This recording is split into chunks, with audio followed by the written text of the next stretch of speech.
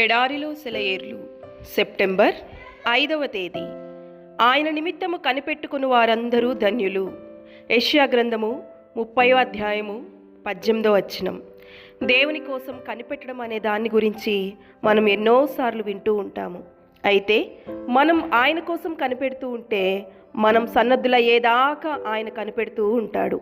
కొందరు అంటూ ఉంటారు, చాలామంది నమ్ముతుంటారు కూడా, ఏమిటంటే మనం అన్ని విధాలుగా సిద్ధపడిన వెంటనే దేవుడు మన ప్రార్థనలకు జవాబిస్తాడు అని.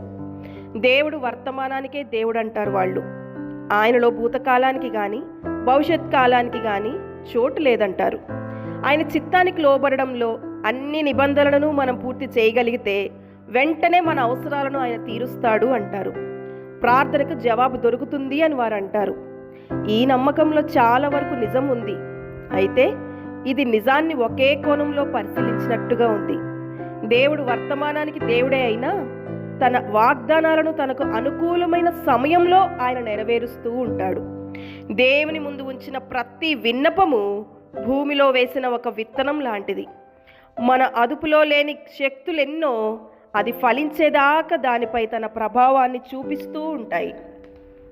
విసుగు పుట్టించే పనులు మానేసి సుదూర తీరాల్లో సేవ చేయాలని, విశాల పదంలో నడవాలని ఆశ నాది.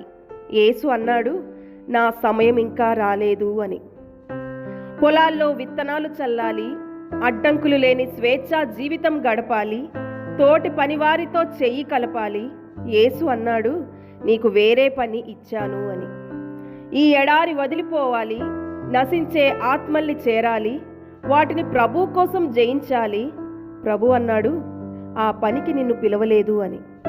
నా రాజు కోసం యుద్ధం చేయాలి, శ్రమల్లోనే ఆయన నామాన్ని ఎత్తిపట్టాలి, కానీ నా నాయకుడు నన్ను కదలనీయలేదు, ఇక్కడే ఉండి తన విజయ గీతాలు పాడమన్నాడు. దేవుడి మాటలను దీవించునుగాక. ఆమేన్.